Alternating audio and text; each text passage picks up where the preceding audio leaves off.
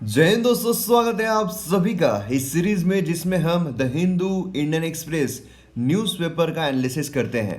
तो आज हम 12 जनवरी का जो एनालिसिस है वो देखने वाले हैं। इस वीडियो को आपके सामने प्रेजेंट कर रहा हूं मैं मयूर मोगरे। चलिए शुरू करते हैं।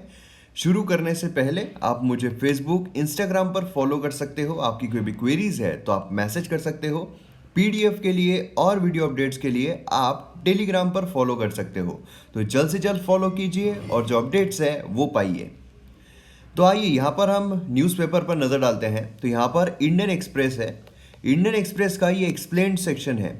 एक्सप्लेन्ड सेक्शन में अगर हम देखें तो यहाँ पर India at UN high table, जो यूनाइटेड नेशन सिक्योरिटी काउंसिल है उसके नॉन परमानेंट मेंबर्स के लिए यहाँ पर इंडिया जो है वो हमें देखने को मिल रहा है। तो उसी के बारे में यहाँ पर बात की गई है। तो काफ़ी एक्स्ट्रा इन्फॉर्मेशन के साथ इस आर्टिकल को हम देखेंगे। यहाँ पर अगर हम बात करते हैं तो ब्रीदिंग रेट के बारे में बात किया गया है, रिस्क वायरस इन्फेक्शन। तो देखिए, हम जब से इन्फेक्शन आया है, जब से ये वायरस आया है, तब से इसके बारे में हम देख रहे हैं। तो इसलिए इसके बारे में जानने की और ज़्यादा पीएचडी करने की ज़रूरत नहीं है। आपने देखा है किस तरह के क्वेश्चन जो है वो पूछे गए हैं। आप अगर जीएस पेपर 2 देखते हैं या जीएस पेपर 3 भी देखते हैं, कोविड से रिलेटेड जो भी चीज़ें आई है वो इकोनॉमिक पर्सपेक्टिव से हमें देखने को मिल रही है rather than science and tech perspective से। यहाँ पर अगर आप देखोगे तो पेंडेमिक जो है लग्जर लाइन अलांग को सेंड कर रही है डिसमेंटलिंग के लिए। तो ये भी हमारे एग्जाम पर्सपेक्टिव से इंपॉर्टेंट नहीं है। यहाँ पर बात की जा रही है नया डिवाइस जो डिटेक्ट करता है कोरोना वायरस के एंटीबॉडीज़ को। अब देखिए, एंटीबॉडीज़ का मतलब हम सभी को पता है ना। जैसे हमारी पर्सनल आर्मी होती है, तो पर्सनल आर्मी यहाँ पर उसको अगर हम डिटेक्ट कर लेते हैं कि हमारे शरीर में अगर एंटीबॉडीज़ है, मतलब ये है कि हमारे शरीर पर कोरोना वायरस ने इन्फेक्ट किया था। तो अब यहाँ पर ये डिटेक्ट करने के लिए कुछ सेकंड में ही जो चीज़ें हैं वो हमें देखने को मिलती है। तो इसके बारे में हम नज़र डालेंगे। इसी से रिलेटेड जो 3D प्रिंटिंग है उस पर भी हम नज़र डालेंगे मेंस क्वेश्चन के साथ। अगर हम बात करते हैं आइडियाज़ पेज की, एडिटोरियल पेज की, तो यहाँ पर अगर आप देखोगे ये वाला आर्टिकल जो अगेन एग्रीकल्चर के बारे में बात कर रहा है। कल ही हमने और डिटेल में देखा हुआ है, तो इसे फिर से देखने की ज़रूरत नहीं है। अगर हम ये वाला आर्टिकल देखते हैं तो यहाँ पर आशा वर्कर्स जो है उनके बारे में बात की जा रही है। तो काफ़ी इंपॉर्टेंट आर्टिकल है ये वाला आर्टिकल। प्लस द हिंदू जो है उसमें हमें जेंडर इक्वालिटी ये वाला देखने को मिलता है। तो ये और ये दोनों आर्टिकल को मर्ज करके हम यहाँ पर एक प्रॉपर जेंडर इक्वालिटी के बारे में बात करने वाले हैं। उसी के साथ साथ ये वाला अगर हम आर्टिकल देखते हैं तो जो सेशंस है पार्लियामेंट के वो कई दिनों से हुए नहीं है और बहुत कम हो रहे हैं। अब हमारे संविधान के तहत हमें देखने को क्या मिलता है कि सेशन जो है वो होने चाहिए, है ना। सेशन, हमारे पार्लियामेंट के सेशंस होने चाहिए। अब कितने होने चाहिए, किस तरीके से होने चाहिए, उसके बारे में, मतलब सेशन जब होता है तो उसके कितने दिनों के लिए बैठना चाहिए, ये सारी बातें हमें देखने को नहीं मिलती है। और ये काफ़ी वैरी हो रहा है। अब कोरोना वायरस की वजह से सेशन जो है वो बहुत कम देखने को मिल रहे हैं, बहुत कम दिनों के लिए देखने को मिल रहे हैं। तो यहीं पर ये बात की गई कि ज़्यादा होना चाहिए। तो इस पर हम शॉर्ट में नज़र डालने की कोशिश करेंगे। बाकी अगर हम ये वाला आर्टिकल देखते हैं तो देखिए, अगेन जैसे कि यहाँ पर जो मोहन साहब है, इनको ज़्यादा ही श्रीलंका से थोड़ा प्यार हो रहा है। तो यहाँ पर श्रीलंका के बारे में ही बातें जो है वो देखने को मिल रही है। यहाँ पर अगर आप देखोगे मार्च ऑफ कूप, यहाँ पर बेसिकली इंडिया एंड यूएसए इन दोनों का कंपैरिजन किया गया है और कूप से रिलेटेड यहाँ पर बात की गई है। देखिए, मैंने आपको कल ही बताया था कि जो डेमोक्रेसी है उसका कन्वर्जेंस डाइवर्जेंस यूएसए के साथ आप कमेंट सेक्शन में लिखिए। काफ़ी लोगों ने पार्टिसिपेट किया और कई अच्छे जो आंसर्स है वो मुझे देखने को मिले हैं। इसलिए मैं आपको कहता हूं कि पार्टिसिपेट ज़रूर कीजिए। आज भी आपको कमेंट सेक्शन में लिखने की जो एक प्रैक्टिस है वो हम वहाँ पर लेंगे, जहाँ पर मैं आपको क्वेश्चन पूछूंगा। तो बहुत सारे लोगों ने बहुत अच्छी तरीके से लिखा हुआ है। तो ये वाला हम नहीं देखेंगे। इसमें बेसिकली इंदिरा गांधी जी जो है उन्होंने किस तरीके से उन्होंने जो डिक्टेटरशिप की जब हम बात करते हैं तो किस तरीके से वहाँ पर जो आना वानी है वो लगाई थी, है ना, इमरजेंसी प्रोविजन ये लगाई थी, उसके बारे में यहाँ पर मोस्टली बात की जा रही है। जो एग्जाम पर्सपेक्टिव से अगर देखा जाए तो इतना इंपॉर्टेंट नहीं है। अगर हम बात करते हैं द हिंदू की, इसमें हमें ये वाला अगर आर्टिकल देखें तो जेंडर इक्वालिटी जो हम देखने वाले हैं, ये वाला अगर हम आर्टिकल देखते हैं तो social media in the age of social media. देखिए, इसमें क्या बोला गया है। यहाँ पर अगर दो कैंडिडेट्स रहते हैं, ठीक है, इलेक्शन में अगर दो ही कैंडिडेट्स हैं, फर्ज कीजिए कि ये कैंडिडेट है और ये कैंडिडेट है। अब यहाँ पर ये जो कैंडिडेट है ये बोल रहे हैं कि पर्टिकुलर कोई कंट्री के साथ हमें वॉर पर जाना चाहिए, इस बेसिस पर इलेक्शन लड़ रहे हैं। अब यहाँ पर दूसरे अगर कैंडिडेट देखते हैं तो वो बोल रहे हैं कि हम वॉर पर नहीं जाएंगे, इस बेसिस पर इलेक्शन लड़ रहे हैं। अब फर्ज कीजिए कि जो माइनॉरिटी और मेजोरिटी है, ठीक है, माइनॉरिटी है एंड मेजोरिटी है। माइनॉरिटी जो है वो यहाँ पर बोल रही है कि हाँ हमें यहाँ पर वॉर पर जाना चाहिए। अब मेजोरिटी जो है इसमें से दो स्ट्रीम निकलती है। दो स्ट्रीम निकलती है, मतलब मेजोरिटी तो ये बोल रहा है कि हमें वॉर पर नहीं जाना चाहिए, लेकिन इसमें भी दो स्ट्रीम्स निकलती है। एक स्ट्रीम ये कहती है कि हमें कभी भी वॉर पर नहीं जाना चाहिए, लेकिन एक स्ट्रीम ये बोलती है कि अगर ज़रूरत पड़े तो हमें वॉर पर जाना चाहिए, अगर बहुत ही ज़्यादा नेसेसिटी हो तो। ठीक है, अब सोशल मीडिया जो है वो यहाँ पर आता है। यहाँ पर कैसे आता है कि यहाँ पर देखिए, जो माइनॉरिटी है वो तो यहाँ पर पूरी की पूरी तैयार है कि हाँ हमें ये वाले कैंडिडेट को सपोर्ट करना है, हमें वॉर पर जाना है। अब जो मेजोरिटी है उसमें से भी ये वाले जो लोग हैं, ये वाले लोग तो सीधे सीधे हमने बोल दिया है भैया हम यहाँ पर हैं, इसके साथ है क्योंकि हमें वॉर पर नहीं जाना है। अब बचे हैं ये वाले लोग, इन्फ्लुएंस इनको करना है, इनको सिर्फ बताना है कि ये नेसेसिटी है, ये जो वॉर है ये नेसेसिटी है और हमें वॉर पर जाना पड़ेगा। तो यहाँ पर सोशल मीडिया जो है उसका बहुत बड़ा रोल जो है वो अदा होता है। यही चीज़ यहाँ पर हमें देखने को मिल रही है। अगर हम बात करते हैं यहाँ पर dialogues for democracy lessons from Rajasthan, तो देखिए यहाँ पर क्या है, जैसे गवर्नमेंट की तरफ से हमें देखने को मिल रहा है आजकल कि कोई भी चर्चाएं नहीं होती है ना। जैसे फार्मर प्रोटेस्ट हमें देखने को मिल रहे, तो फार्मर्स के साथ कोई भी चर्चा नहीं, कुछ नहीं, और सीधे तरीके से यहाँ पर लॉज जो है वो लाए जा रहे हैं। तो यहाँ पर बात की जा रही है जो मनरेगा वर्कर्स है राजस्थान में, ठीक है, जो छोटे मोटे वर्कर्स है राजस्थान में, उनके सहमति के साथ जो पॉलिसी से वो लाई जाती है, ये सारी एक मतलब पॉलिटिकल एजेंडा के साथ ये वाला आर्टिकल जो देखने को मिल रहा है। यहाँ पर अगर आप बात करोगे तो ब्रिजिंग द गल्फ, यहाँ पर गल्फ रिकॉन्सिलिएशन जो उसके बारे में बात की जा रही है, तो इस पर भी हम नजर डालने वाले हैं। तो इतने कुछ एडिटोरियल्स है जो हम आज देखने वाले हैं और अच्छी तरीके से इन पर नजर डालेंगे। ठीक है, तो चलिए शुरू करते हैं। लेकिन उससे पहले अगर आपने MM Academy ऐप डाउनलोड नहीं किया है तो जल्द से जल्द डाउनलोड कीजिए। यहाँ पर मेरे द्वारा बहुत सारे कोर्सेस लाए जा रहे हैं, जैसे कि मॉडर्न हिस्ट्री कंप्लीटली अवेलेबल है, जो एंशिएंट हिस्ट्री कंप्लीटली अवेलेबल है, इंडियन पॉलिटी कंप्लीटली अवेलेबल है, ज्योग्राफी जो है वो चल रहा है, इसी तरीके के बहुत सारे कोर्सेज जो है आने वाले हैं, जैसे कि इकोनॉमी आने वाला है, एनवायरमेंट आने वाला है, और भी बहुत सारे कोर्सेज हाईएस्ट क्वालिटी कंटेंट आपको देखने को मिलने वाले हैं। डाउनलोड करके आप डेमो लेक्चर जरूर देखिए, मैं आपको गारंटी देता हूं, क्योंकि 90% से ज्यादा जिन्होंने डेमो लेक्चर देखे हैं उन्होंने यहाँ पर सब्सक्रिप्शन लिया है। इतने कम प्राइजेस में आपको सब्सक्रिप्शन देखने को मिल रहा है, तो जल्द से जल्द लीजिए और वीडियोस को एंजॉय कीजिए। तो यहाँ पर आपके लिए मैप बेस्ड एक्सरसाइज भी है। मैप बेस्ड एक्सरसाइज अगर आप देखोगे तो यहाँ पर आपको जो कतार है वो देखने को मिलता है। ओ, यहाँ पर तो मैंने ही जवाब दे दिया, तो ठीक है ना, यहाँ पर आपको ये पता है। ठीक है, तो अब इसके रिगार्डिंग आपको यहाँ पर इन्फॉर्मेशन जो है वो लिखनी है। तो अब मैं यहाँ पर एक्सपेक्ट करूंगा कि आप ज़्यादा इन्फॉर्मेशन जो है वो लिखो। ठीक है, क्योंकि इससे से रिलेटेड एक आर्टिकल जो है वो भी हम यहाँ पर देखने वाले हैं, तो कमेंट सेक्शन में ज़रूर लिखिए इसके बारे में।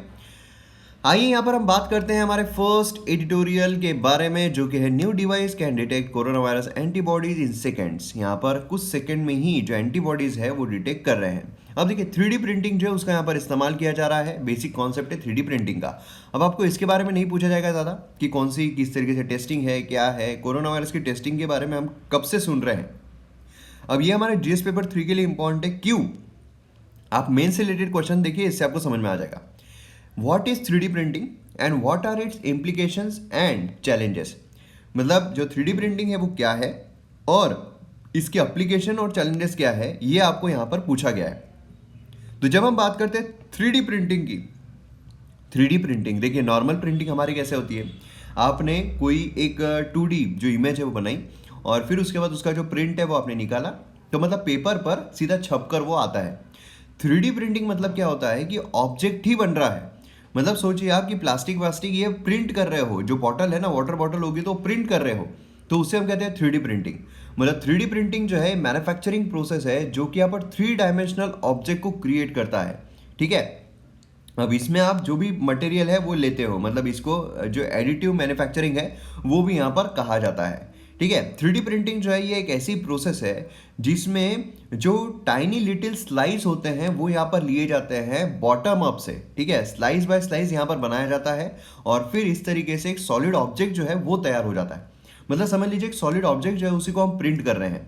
ठीक है, ये हमें देखने को मिल रहा है। नहीं तो नॉर्मली क्या होता है, अगर आपको प्लास्टिक की बोतल बनानी है तो क्या होगा, प्लास्टिक की बोतल आपको प्लास्टिक जो है वो आपको मोल्ड करके उसमें डालना पड़ेगा, फिर उसके बाद वो ठंडा होगा, इस तरीके से आपको जो प्लास्टिक की बोतल देखने को मिलेगी। लेकिन 3D प्रिंटिंग से क्या होगा, सीधी वो जो मशीन है वो ऐसी गोल गोल गोल गोल गोल गोल गोल गोल गोल गोल घूम रही है और सीधी बॉटल जो है वो तैयार हो रही है। इस तरीके से हमें 3D प्रिंटिंग जो है वो देखने को मिलती है। अब इसके यूजेस कहाँ कहाँ पर होते हैं, देखिए कई जगहों पर इस्तेमाल हो सकते हैं। जैसे कि जो टेक्नोलॉजी है ये हेलमेट्स बनाने के लिए, डेंटल इम्प्लांट के लिए, मेडिकल इक्विपमेंट्स के लिए, है ना, जेट इंजन के पार्ट्स के लिए, इवन जो बॉडीज होती है कार की उसके लिए भी इस्तेमाल हो सकता है। कुछ इंडस्ट्रीज नियरली यहाँ पर अगर आप देखोगे मैन्युफैक्चरिंग जो है वो अब यहाँ पर एडिटिव मैन्युफैक्चरिंग का इस्तेमाल कर रहे हैं, जिससे कि काम जो है वो आसान हो जाए, है ना। शिप बिल्डिंग बोलिए, ब्यूटीफुल यहाँ पर जो ड्यूरेबल मॉडल्स होते हैं, वो सारी चीज़ें, मतलब जो भी आप यहाँ पर चीज़ें देख सकते हो वो सारी चीज़ें यहाँ पर 3D प्रिंटिंग के जरिए बनाई जा सकती है ना।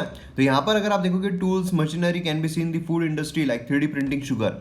3D printing has its application in the education sector, aeronautics and space components as well।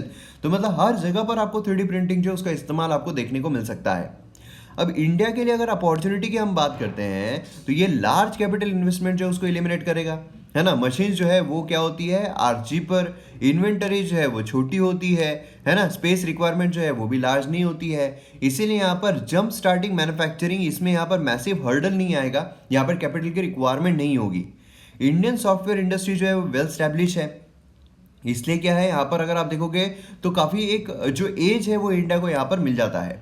उसी के साथ साथ अगर हम देखेंगे तो यहाँ पर better suited for harsh environment conditions, है ना। प्रोडक्ट जो है यहाँ पर क्या होगा कि मतलब इतने उनको जो डस्ट है ना, मॉइस्चर प्रिविलेंट, ये मतलब चीज़ें जो है वो आराम से यहाँ पर ड्यूरेबल तरीके से बन जाएगी, जो यहाँ पर इंडिया के पर्सपेक्टिव से ज़्यादा दिनों तक चले, उस तरीके की चीज़ें जो है हम यहाँ पर बना सकते हैं।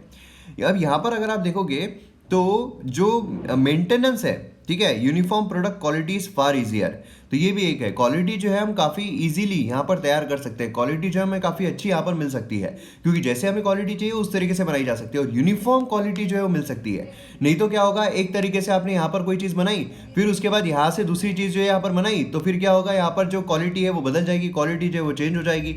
मगर अगर सेम चीज़ आप इस्तेमाल कर रहे हो, सेम मशीन इस्तेमाल कर रहे हो, सेम प्रोडक्ट्स इस्तेमाल कर रहे हो, सेम उसमें जो एडिटिव्स है वो इस्तेमाल कर रहे हो, तो मतलब ये भी क्वालिटी सेम रहेगी, ये भी क्वालिटी सेम रहेगी। मशीन ही तो बना रही है ना उसको, प्रिंटिंग ही तो हम कर रहे हैं ना।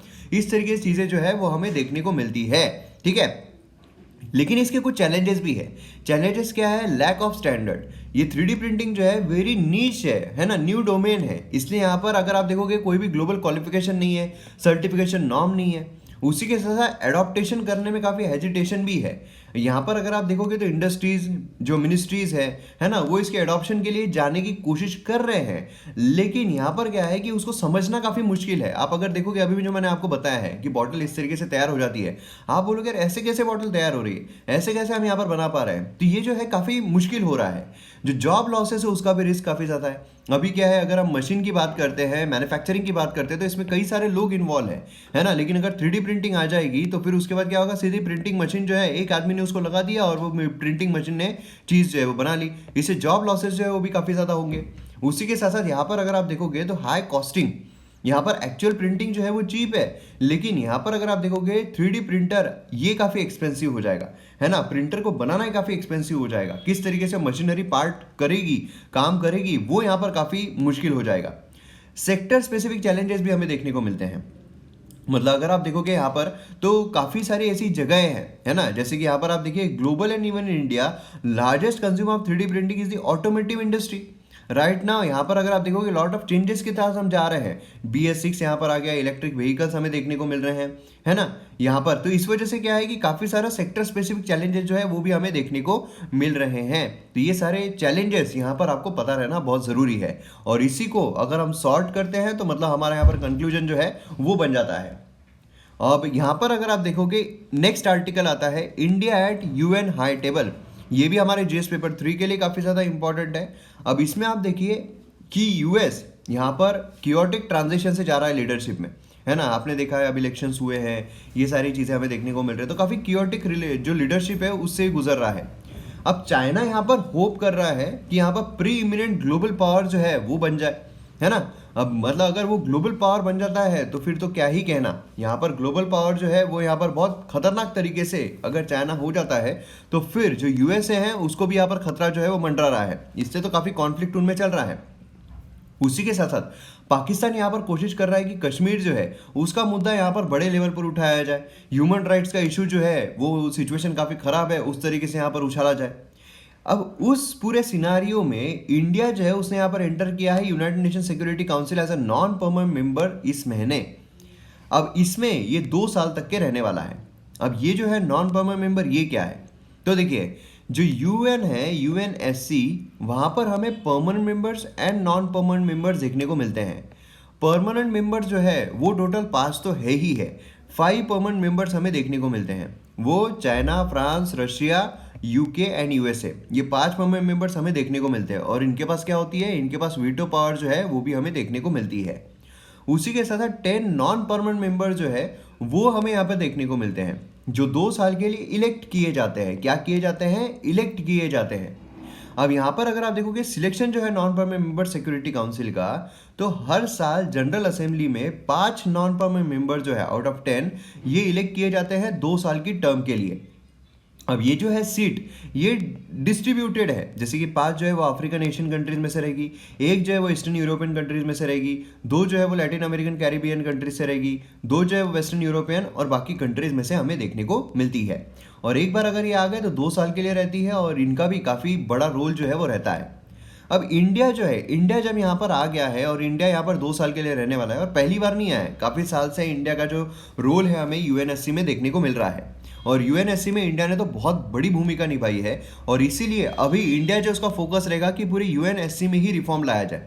मतलब यहाँ पर जो दिल्ली है, मतलब हमारा जो भारत है, ये यहाँ पर कोशिश करेगा कि जो यूनाइटेड नेशन सिक्योरिटी काउंसिल है इसमें परमानेंट मेंबर्स हो या नॉन परमानेंट कैटेगरी हो, दोनों में यहाँ पर एक्सपांशन जो है वो किया जाए, क्योंकि इंडिया पहले से बोल रहा है कि एक्सपांशन होना चाहिए।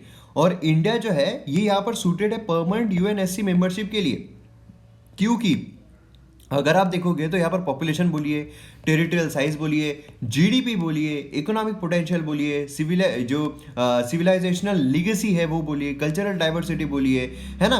तो सभी इसमें इंडिया जो है अपनी बड़ी भूमिका जो है निभा चुका है और पूरा एलिजिबल है। स्पेशली अगर हम देखें यूएन पीस कीपिंग ऑपरेशंस के साथ, यहाँ पर यूएन पीस कीपिंग ऑपरेशन ये यूएनएससी का एक बहुत बड़ा भाग है। इसमें अगर आप देखोगे तो काफ़ी अच्छे तरीके से इंडिया ने अपनी भूमिका जो है ओवर द टाइम पीरियड निभाई है और अपने आप को प्रूव किया है। और इसीलिए इंडिया बोल रहा है कि हम यहाँ पर इसके लिए सक्षम है ना, इसके लिए उत्तीर्ण है और इसलिए किसी भी कसौटी से गुजरने के लिए तैयार है।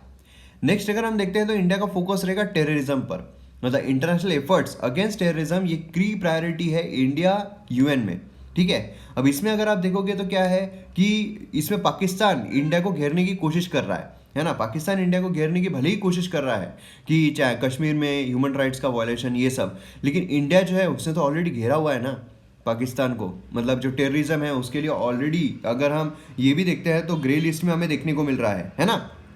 तो इस तरीके की सारी चीज़ें जो है वो हमें यहाँ पर देखने को मिलती है।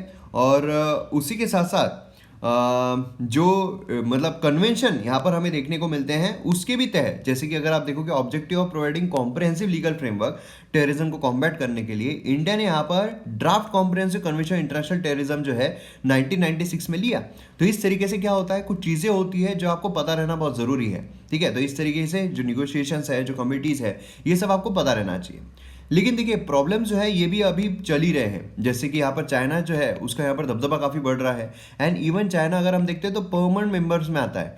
परमानेंट मेंबर्स में जो वीटो पावर है वो उनके पास आती है। मतलब कि अगर यहाँ पर बाकी बचे हुए 4 जो परमानेंट मेंबर्स है उन्होंने सपोर्ट भी कर लिया इंडिया को, लेकिन अगर चाइना ने नहीं किया तो फिर वहाँ पर प्रॉब्लम्स क्रिएट हो सकते हैं। तो ये एक बहुत बड़ा मुद्दा जो है वो निकल कर आता है, जो यहाँ पर सॉर्ट आउट होना बहुत ज़रूरी है। क्लियर है। तो अब यहाँ पर अगर आप देखोगे तो आपके लिए कमेंट के लिए एक मैंने यहाँ पर जो चीज़ है वो बताई है। तो कमेंट में आपको बताना है process of election for non permanent members. यहाँ पर इलेक्शन जो है उसकी प्रोसेस क्या है वो आपको यहाँ पर बताना है नॉन परमानेंट मेंबर्स के लिए, क्योंकि परमानेंट मेंबर्स के लिए तो इलेक्शन होते नहीं है, नॉन परमानेंट मेंबर्स के लिए बनाना है। तो आप यहाँ पर कमेंट सेक्शन में जरूर बताइए, वीडियो को पॉज कीजिए, लिखिए और फिर रिज्यूम कीजिए। आइए नेक्स्ट इस पर आते हैं, लेट दी हाउस मीट। ये हमारे जीएस पेपर 2 के लिए काफ़ी ज़्यादा इंपॉर्टेंट है। अब देखिए यहाँ पर बेसिकली सेशंस जो है वो काफ़ी कम हो रहे हैं, कम टाइम पीरियड के लिए हो रहे हैं। तो यहाँ पर बात की जा रही है कि सेशंस जो है वो ज़्यादा टाइम के लिए होने चाहिए। कोविड जो है ये बहाना नहीं रहना चाहिए हमारे पास कि हमारे पास सेशन ही नहीं हो रहे हैं, क्योंकि क्या है जो पार्लियामेंट के सेशंस है बहुत ज़रूरी है, लॉ मेकिंग प्रोसेस है ये। अब लॉ मेकिंग प्रोसेस अगर आप सिर्फ ऑर्डिनेंस के थ्रू करते रहोगे तो फिर उसमें कोई मतलब नहीं है ना। तो उसके अराउंड यहाँ पर जो चीज़ें हैं वो रिवॉल्व हो रही है। सबसे पहले अगर हम सेशंस देखते हैं पार्लियामेंट में, तो पार्लियामेंट के सेशंस अगर आप देखोगे तो टिपिकली यहाँ पर 3 सेशंस होते हैं। ऐसा बोला नहीं गया है कि 6 जो 3 सेशन है वो होने चाहिए, लेकिन हम 3 सेशंस लेते हैं। वैसे एक्चुअल में अगर देखा जाए तो हमें ये पता है कि 6 महीने से ज़्यादा की गैप नहीं रहना चाहिए 2 सेशंस के बीच में। मतलब एक साल में कम से कम 2 सेशंस जो है वो तो होने ही चाहिए, है ना। तो यहाँ पर अगर आप देखोगे तो 3 सेशंस हमारे जनरली कौन से होते हैं। एक होता है बजट सेशन जो फेब से मई में होता है, एक होता है मॉनसून सेशन जुलाई सितंबर, एक होता है विंटर सेशन नवंबर दिसंबर। तो इस तरीके से 3 सेशंस हमें यहाँ पर देखने को मिलते हैं।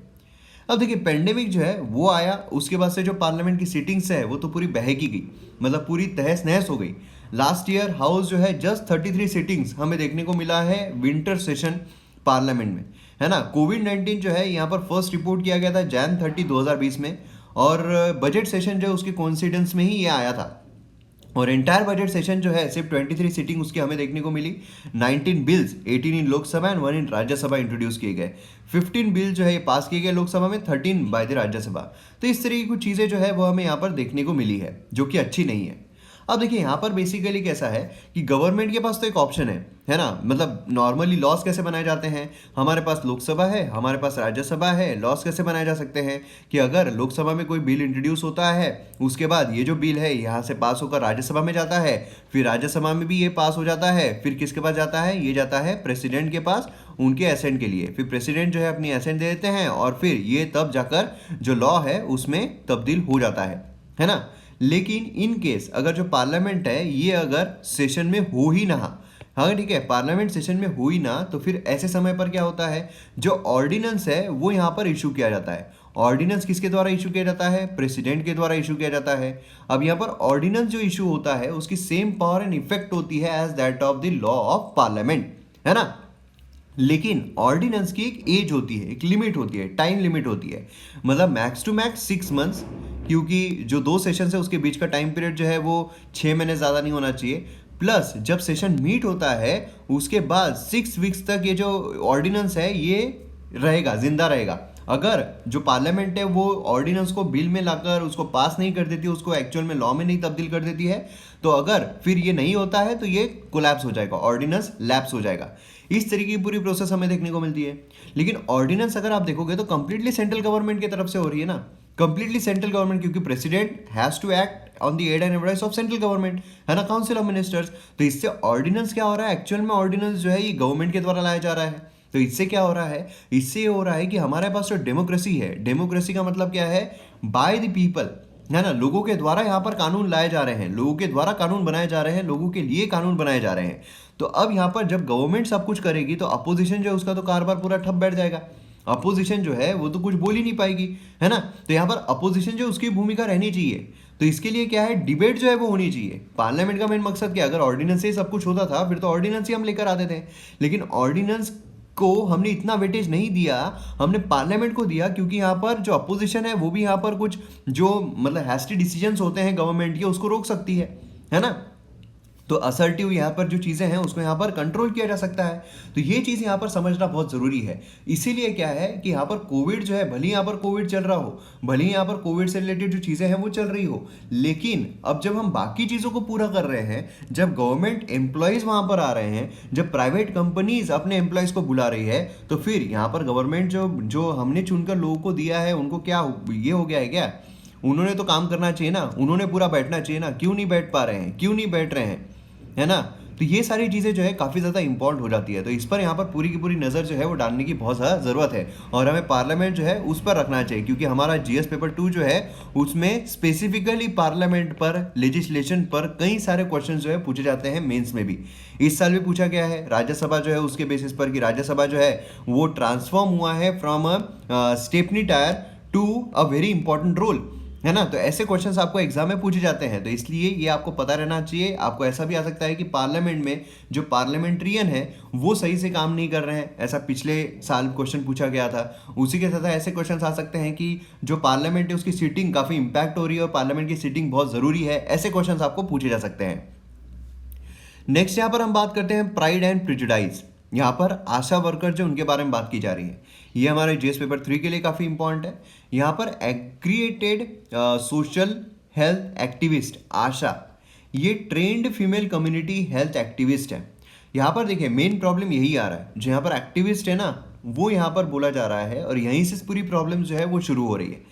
कम्युनिटी हेल्थ एक्टिविस्ट, ठीक है, ये यहाँ पर कम्युनिटी में से ही सिलेक्ट किए जाते हैं, ठीक है, और ये काम करने के लिए ट्रेनिंग, ये सारी चीज़ें हमें देखने को मिलती है। मतलब बेसिक रोल अगर हम देखते हैं आशा का, ये है कम्युनिटी लेवल केयर प्रोवाइडर, जो केयर है वो यहाँ पर प्रोवाइड करना। इसमें अगर आप देखोगे तो मिक्सिंग ऑफ टास्क होता है कि यहाँ पर हेल्थ केयर सर्विस जो है उसका एक्सेस करना, है ना, अवेयरनेस जो है उसको यहाँ पर बिल्ड करना, स्पेशली अमंग जो पुअर होते हैं, मार्जिनलाइज्ड होते हैं, यहाँ पर हेल्थ बिहेवियर जो उसको प्रमोट करना। मतलब बेसिकली क्या है, सिर्फ हेल्थ से रिलेटेड नहीं, तो जो भी चीज़ें हैं, जो भी चीज़ें यहाँ पर होती है उसके बारे में अवेयरनेस क्रिएट करना, उसके बारे में गवर्नमेंट के जो योजना है उसके बारे में बताना। तो ये यहाँ पर काफ़ी इंपॉर्टेंट रोल हमें देखने को मिलता है। हेल्थ आउटकम हो जाए, है ना, क्यूरेटिव केयर हो जाए, तो मतलब बेसिकली जो ट्रेनिंग है, स्किल्स है, ये पूरी यहाँ पर प्रोवाइड करना। अब देखिए कोविड-19 जो है उसने यहाँ पर विजिबिलिटी दी है to the accredited social health activist and anganwadi workers, ठीक है, विमेन वॉलेंटियर्स। अब यहाँ पर सबसे बड़ा मुद्दा आ रहा है विमेन वॉलेंटियर्स। अब यहाँ पर अगर आप देखोगे तो गवर्नमेंट स्कीम्स बोलिए, मिशंस बोलिए, इसके लिए ये लोग जो है वो अटैच्ड है ना। मतलब अगर आप पेंडेमिक देखोगे तो पेंडेमिक के अवेयरनेस के लिए, पेंडेमिक को कंट्रोल करने के लिए इन्होंने काफ़ी बड़ी भूमिका निभाई है। इंडिया में अगर आप देखोगे तो लाख आशा वर्कर्स हमें देखने को मिलते हैं। 1.3 मिलियन आंगनवाड़ी वर्कर जो है and another 1.2 million anganwadi helpers, ये हमें देखने को मिलते हैं। तो ये जो है ये पूरा जो मतलब आप यहाँ पर डेटा देखोगे, ये आप डेटा जो है वो कोट कर सकते हो, काफ़ी हेल्पफुल है। As the response to the pandemic required localised approaches, ठीक है, सर्विस ऑफ कम्युनिटी वर्कर जो है काफ़ी यूजफुल हो जाती है। अब प्रॉब्लम क्या आ रहा है इंडिया में, ये जो वर्कर्स, मतलब यहाँ पर जो वॉलंटियर्स हम जिनको बोल रहे हैं, उनको वर्कफोर्स मानने के लिए तैयार ही नहीं है। मतलब इनको रिकॉग्नाइज करना as a all women workforce, इसको रिफ्यूज किया जा रहा है, इसको कंप्लीटली रिफ्यूज किया जा रहा है। क्लासिफाइज एज ऑनररी वर्कर्स, है ना, इनको मिनिमम जो वेजेस है वो डिनाई किए जाते हैं, क्योंकि अगर हम इनको वर्कर्स बोलेंगे तो फिर इनको वेजेस देने पड़ेंगे, क्योंकि जो भी वर्कर्स है उनको डेली वेजेस, जो मिनिमम वेजेस होते हैं वो प्रोवाइड करना पड़ता है। अब यहाँ पर ये तो वॉलंटियर है, अब वॉलंटियर तो खुद के मन से आते हैं, खुद के मन से काम करते हैं, तो वॉलंटियर्स को हमें थोड़ी पूरे मिनिमम वेजेस देने हैं, वो थोड़ी वर्कर्स है ना। तो यहाँ पर अगर आप देखोगे sugar quoted in the superior value domain of women, ये यहाँ पर हमें जो केयर सर्विस प्रोवाइड कर रहे हैं इनको हम बोल रहे हैं वॉलंटियर्स। वॉलंटियर्स क्यों? ये जब वर्कर की तरह काम कर रहे हैं, जब आप वर्कर्स की तरह इनसे काम करवा ले रहे हो, तो फिर यहाँ पर इनको वर्कर क्यों आप नहीं बोल रहे, इनको वॉलंटियर क्यों बोल रहे हो? तो ये हमें यहाँ पर देखने को मिलता है। तो सोशल जो एक स्टेटस है वुमेन का, इस तरीके से यहाँ पर डिफ्रेंशिएट किया गया जाता है, डिस्टिंग्विश किया जाता है। हमारे कॉन्स्टिट्यूशन में आर्टिकल 14 बोलिए, आर्टिकल 15 बोलिए, बहुत अच्छे तरीके से लिखा हुआ है कि डिस्क्रिमिनेशन नहीं किया जाएगा on the basis of race, caste, sex, religion, place of birth. लेकिन यहाँ पर अगर आप देखोगे तो यहाँ पर डिफ्रेंसिएशन किया जाता है, डिस्टिंग्विश किया जा रहा है ना। अब यहाँ पर देखिए ऑल इंडिया टाइम यूज सर्वे 2019 अगर हम देखते हैं, उसमें बोला गया है 82% ऑफ द फीमेल जो है as against 24% male from Tamil Nadu, ये अनपेड डोमेस्टिक वर्क में पार्टिसिपेट करते हैं। 82% अनपेड डोमेस्टिक वर्क में पार्टिसिपेट करते हैं। ह्यूज डिस्पैरिटी जो है ये हमें देखने को मिलती है 15 to 59 ईयर्स के एज ग्रुप में भी 90% of female, 24% of the male ये डोमेस्टिक वर्क में पार्टिसिपेट करते हैं। और सिमिलर डिस्पैरिटी जो है ऑल इंडिया लेवल पे भी हमें देखने को मिलती है। 81% ऑफ द फीमेल, है ना, एंड 26% ऑफ द मेल जो है ये अनपेड डोमेस्टिक वर्क में पार्टिसिपेट करते हैं। मतलब आप देखिए कितनी डिस्पैरिटी हमें देखने को मिल रही है। अनपेड मतलब पैसा पे ही नहीं किया जा रहा है उनको, है ना। मतलब यहाँ पर काम कर रहे हैं, मेल एंड फीमेल पार्टिसिपेट कर रहे हैं वर्क में, लेकिन उनको पैसा ही पे नहीं किया जा रहा है। अब यहाँ पर फीमेल्स अगर आप देखोगे इन तमिलनाडु, ये spend on average 261 minutes a day unpaid domestic work में। मेल्स अगर आप देखोगे सिर्फ 91 मिनट्स। देखिए आप कितनी डिस्पैरिटी हमें देखने को मिल रही है। अब तमिलनाडु में इसके ऊपर जो रिकॉग्निशन है, मतलब आर जो है रिकॉग्निशन, ये यहाँ पर दिया जा रहा है, इसलिए ये सारा जो डेटा है हमें तमिलनाडु से देखने को मिल रहा है। समझ रहे हो आप? तो बेसिक यहाँ पर रिक्वायरमेंट क्या है कि जो आशा वर्कर्स हो या फिर जो भी विमेन एम्प्लॉयमेंट में हो, उनको यहाँ पर रिकॉग्निशन करना बहुत ज़रूरी है। आंगनवाड़ी वॉलंटियर्स को रिकॉग्नाइज करना बहुत ज़रूरी है एज अ वर्कर। जब हम वर्कर करके यहाँ पर रिकॉग्नाइज करेंगे तब जाकर जो चीज़ें हैं वो आसान हो सकती है ना। तो इसलिए यहाँ पर जेंडर इक्वालिटी के बारे में आपको सीधा क्वेश्चन आ सकता है मेंस में। आपको जो रिपोर्ट्स है वो भी आप कोट कर सकते हो। जेंडर इनइक्वालिटी जो होती है उसके रिगार्डिंग अगर आपको ये है तो, जैसे मल्टी डायमेंशनल पॉवर्टी इंडेक्स के बारे में आपको सीधा पूछा गया था 2020 की यूपीएससी में, वैसे ही अलग अलग रिपोर्ट्स के ऊपर भी आपको जो सवाल है वो पूछे जा सकते हैं। तो मतलब क्या है कि यहाँ पर जो पेंडेमिक में ये इतना काम कर रहे हैं, अपना कंट्रीब्यूशन दे रहे हैं, तो उनके लिए एक अच्छी चीज़ भी हो जाएगी, है ना। और उसी के साथ साथ हमारा जो स्ट्रक्चर चलता आ रहा है, क्योंकि हमारे स्ट्रक्चर में प्रॉब्लम है, हमारा जो स्ट्रक्चर चलता आ रहा है उसमें भी हम यहाँ पर चेंजेस जो है वो कर सकते हैं। और अगर हम हमारे स्ट्रक्चर में चेंजेस करेंगे तो आगे आने वाला जो फ्यूचर है ये यहाँ पर बेटर हो सकता है। समझ में आ रहा है आपको? तो ये चीज़ काफ़ी इंपॉर्टेंट है। नेक्स्ट यहाँ पर आ रहा है कि जो bridging the gulf on gulf reconciliation summit, यहाँ पर गल्फ रिकॉन्सिलिएशन समिट हमें देखने को मिल रहा है जीएस पेपर 2। शॉर्ट में देखेंगे क्योंकि बहुत हाईफाई तरीके से इसको जानने की जरूरत नहीं है। यहाँ पर सबसे पहले तो आपको मिडिल ईस्ट जो है थोड़ा बहुत पता रहना चाहिए। सऊदी अरेबिया है, यहाँ पर ओमन है, यहाँ पर हमें येमेन जो है ये देखने को मिलता है, यहाँ पर यूएई है, यहाँ पर हमें ओमान देखने को मिलता है। उसी के साथ साथ यहाँ पर आपको जो कतार है ये देखने को मिलता है, यहाँ पर आपको कुवैत देखने को मिलता है, यहाँ पर आपको बहरीन देखने को मिलता है, यहाँ पर पर्शियन गल्फ है, एंड यहाँ पर आप देखोगे तो स्ट्रेट ऑफ हॉर्मोज हमें देखने को मिलता है। ठीक है, तो ये चीज़ आपको ध्यान में रखनी है। यहाँ पर अबू धाबी है, इधर कहीं तो भी दुबई आपको नजर आएगा, जो कि बहुत बड़ी सिटी है। यहाँ पर आपको रेड सी जो है वो नज़र आएगा। यहाँ पर अगर आप ये वाला स्ट्रेट देखोगे तो ये है बाब एल मंडब स्ट्रेट। ठीक है, तो ये कुछ बेसिक जोग्राफिकल लोकेशंस है जो आपको पता रहना चाहिए। अब देखिए बेसिकली क्या है, गल्फ रिकॉन्सिलिएशन समिट ये हुई है अल उला सऊदी अरेबिया में, है ना। और इसमें क्या हुआ है कि यहाँ पर जो कतार है उसका ब्लॉकेट किया गया था, कतार को ब्लॉक किया गया था। मेन उसके पीछे का रीज़न था, कतार जो है ये टेररिज्म को सपोर्ट करता है ऐसा बोला जा रहा था, लेकिन बेसिकली कतार जो है ये यहाँ पर ईरान को सपोर्ट कर रहा है, ईरान के करीब है, इसलिए यहाँ पर ब्लॉकेट लगा दिए गए थे, सभी तरफ से ब्लॉकेट जो है वो लगा दिए गए थे। 2017 में सऊदी अरेबिया ने under the leadership of crown prince Mohammed bin Salman, UAE, Bahrain, Egypt, इन्होंने ब्लॉकेट जो है वो इम्पोज कर दिया था। ठीक है, सीवियर मतलब डिप्लोमेटिक टाइल्स जो है यहाँ पर कंप्लीटली यहाँ पर खत्म कर दिए गए थे कि वह ये टेररिज्म को सपोर्ट कर रहा है ईरान को, है ना। 13 डिमांड जो है वो भी यहाँ पर की गई थी कि वो लिफ्ट अगर आपको करवाना है ना, क्योंकि इकोनॉमिक अगर आप ब्लॉकेट लगा दोगे तो फिर इसको तो बहुत मुश्किल जा रहा था ना कतार को काम करने के लिए। कतार मतलब यहाँ पर आप देख सकते हो काफ़ी मुश्किल जा रहा था, पूरी तरफ से यहीं से घिरा हुआ है, सबने ब्लॉकेट कर दिया तो कुछ काम ही नहीं हो पा रहा है। तो अगर लिफ्ट करना है तो आपको क्या करना पड़ेगा, यहाँ पर कतार फंडेड टीवी नेटवर्क, अल जीरा, है ना, ये सारी जो चीज़ें हैं वो टर्किश मिलिट्री बेस को क्लोज करना, डिप्लोमेटिक रिलेशन जो है ईरान के साथ ये खत्म कर देना, ये सारी चीज़ें हमें यहाँ पर देखने को मिल रही थी।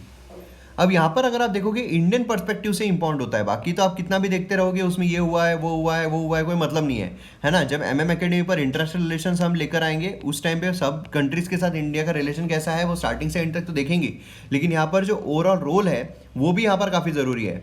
अब देखिए यहाँ पर अगर आप देखोगे इंडिया ने जो लोकल इन्वॉल्वमेंट है रीजनल डिस्प्यूट्स में उसको अवॉइड किया है।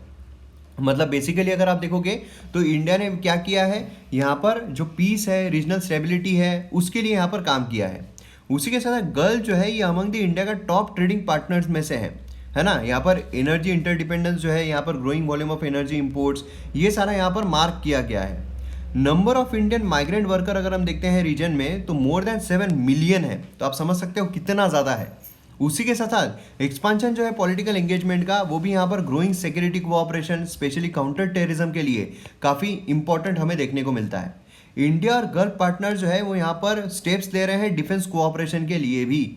मतलब यहाँ पर आप देखिए जो मल्टीलैटरल जो हमारे जो रिलेशनशिप है गल्फ के साथ वो काफ़ी तेज़ी से बढ़ रही है और कंटिन्यूसली यहाँ पर इंक्रीजिंग ट्रेंड पर है। अगर आप देखोगे यूएई के साथ भी हमने काफ़ी अच्छे रिलेशन जो है वो यहाँ पर बनाए हुए हैं और हमारे रिलेशन जो है कंटिन्यूसली यहाँ पर इंक्रीज होते जा रहे हैं, है ना। उसी के साथ अगर हम देखते हैं सऊदी अरेबिया बोलिए, हमारे यूएसए के साथ जैसे जैसे रिलेशन हो रहे हैं तो बट ऑब्वियस है कि यहाँ पर भी वो चीज़ हो रही है। इसराइल के साथ हमारे बहुत अच्छे रिलेशन है, इसराइल और यूएई के रिलेशन जो है यहाँ पर हो रहे हैं। तो मतलब क्या हो रहा है, इन शॉर्ट अगर देखा जाए तो गल्फ कंट्रीज जो है उसमें हमारा भी दबदबा बढ़ रहा है, हमारा भी जो इन्वॉल्वमेंट है वो बढ़ रहा है। और हमने एक आर्टिकल भी देखा था, अगर आपको याद होगा, हमने एक एडिटोरियल देखा था कि हम यहाँ पर जो गल्फ है उसकी तरफ सिर्फ एज अ जो स्ट्रेटेजिक पर्सपेक्टिव होता है उससे नहीं देखना है, लेकिन इकोनॉमिक पर्सपेक्टिव से भी बहुत ज़्यादा देखना है, क्योंकि हमें बहुत ज़्यादा इन्वेस्टमेंट बोलिए, बहुत ज़्यादा सिर्फ ऑयल के पर्सपेक्टिव से जो हम देखते थे गल्फ को वो नहीं देखना है ना। हमें यहाँ पर और भी जो पर्सपेक्टिव है, एनर्जीज बोलिए, बहुत सारे पर्सपेक्टिव से हम वहाँ पर देख सकते हैं। अगर आपको याद होगा वो वाला एडिटोरियल, इसलिए मैं बोलता हूँ सारे एडिटोरियल आप प्रॉपर तरीके से